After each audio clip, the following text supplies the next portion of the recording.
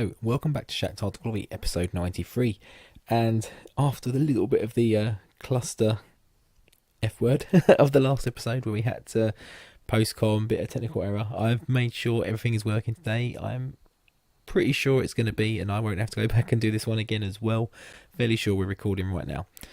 So yeah, episode 93, closing in that 100 very soon. Got a few to record tonight, so we'll be probably fairly close before you know it. I'll be there before you are, obviously, editing stuff and recording stuff.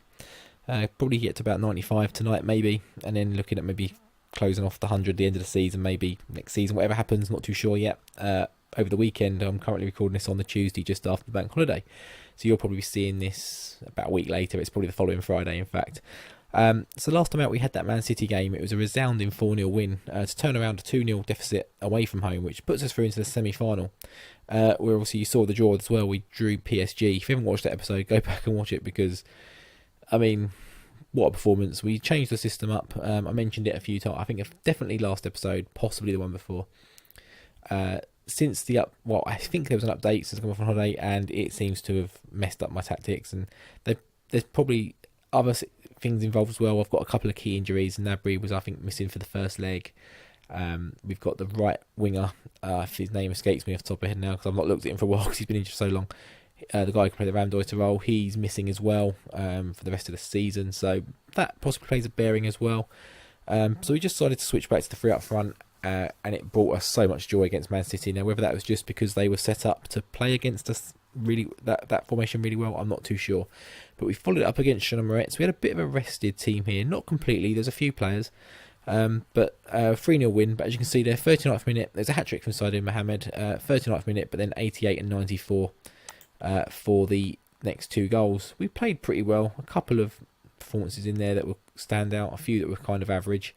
Baggio, kind of average. Lukinov, the young guy, kind of average, but Mohamed playing really well. Paulinho playing really well. Matvienko having a 9 as well.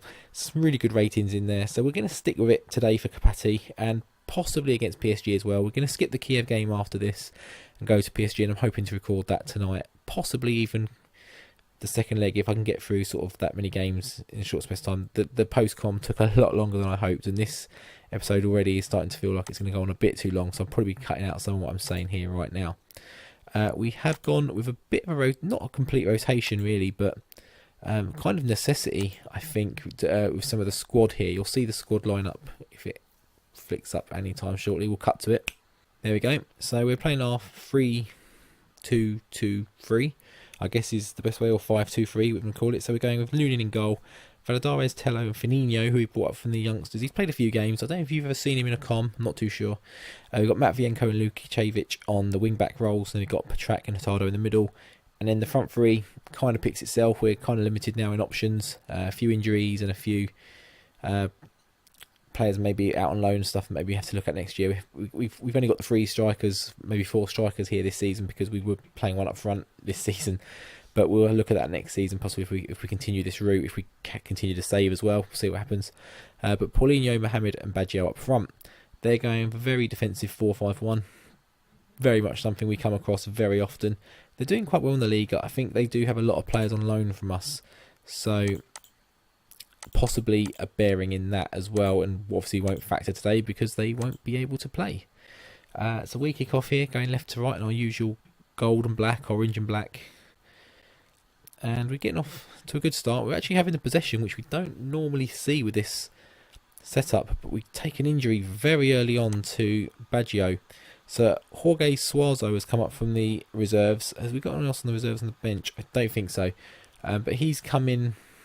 Can he play? Is he poacher? No, he's not. I think he's a complete forward, but we'll keep him on an advanced forward. He should be able to do the job. He's been out on loan a good few years, but we've not been able to this year, I think, or he's come back from it maybe already. So after 7 minutes, he gets his chance here. Brought him up from the under-21s. See what he can do in the Cup semi-final. Firmino with a good clearance there, finds Hurtado, and he just bursts forward. Finds Mohamed, out to Lukicevic, Suazo. Can he find a ball in? He does. Paulinho's there, but he heads just over the bar. 5-2. So the shots ratio here, not quite as good as the Man City game so far, which is strange. It's harder opposition, but we had to be clinical in that game. It was absolutely essential. They destroyed us that first leg. We had to improve on that. I mean, it couldn't get much worse, to be honest. But Paulinho, he's very persistent here. Mohamed, he's a man possessed at the moment. That poacher role is just set up for him, and he doesn't disappoint again. He's got good pace. He's got good attributes, and he finds the net, get back in the net again. Finds back in the onion bag again. Great run, Paulinho. Good block from them initially, but it just falls back to Paulinho, and he just slides it across the middle, FIFA style, and there's Mohamed to get his goal. And they have a free kick here, play short, but Paulinho nips in. And Mohamed, we mentioned he has pace, he doesn't quite have the legs there, but Matvienko, he keeps hold of it, finds Petrak. It's Hardo in the middle, he gives it away. He's given away a few today, I think I've spotted him, at least a couple. As it hit long forward, but no one there. And they have a chance to break on us again, but we have numbers there. Don't get the second ball though, and it goes back to their goalkeeper, and he punts it forward. Again, us cutting it out. Long ball's not really working this game. Oh, it's a mistake, and Mohamed pounces. He scores again. This guy is a goal machine. It's this formation and this setup has absolutely invigorated him. Like, he's got what, a hat trick. He got a hat trick in one game. Did he get a hat trick against City? And he's got, I think, 2 in another game, and what, 2 here now. He's got 10 in like 4 games. Absolutely crazy. Matvienko throwing. This could be a long episode just from the amount of goals and chances that happen in this game now and highlights. Oh, and he finds Lukacevic wide open. Can he slide it across? He does. Paulinho's there, 3-0. I mean, it's 3-0 at half time. It could be more. This is looking like, if the second half carries on the same way, we could be close to pushing 10. I mean, obviously, it'd mean getting sort of 7 goals in the second half. Doable, but a big ask. But the way it's going, we should be more than probably 3 right now, as we skip that one there. Just get us into half time, I think, and just get the boys in to say more of the same. We will make some changes in the second half as well. There's a couple I've got in mind to do should I feel the need. So we'll go calm, and we'll go, I'm going to say very pleased. I don't think the complacency one would work there. It would probably make them upset, so we won't do that. We don't want to upset these guys. And the kickoff highlight just does absolutely nothing, as the second one highlight in the game comes a few seconds later. Suazo's unleashed down the right. Mohamed's there, and he hits the post. Again, so that should be 4-0 straight off the bat. 20 minutes to go. We're going to make those changes. We're going to bring in Jeremy Schrom. Petrak hasn't had the best game, but Hurtado is booked, so we'll switch him up. And we will bring, I think we'll change him as well. We'll bring Lukinov in there. We'll probably switch these 2 round actually.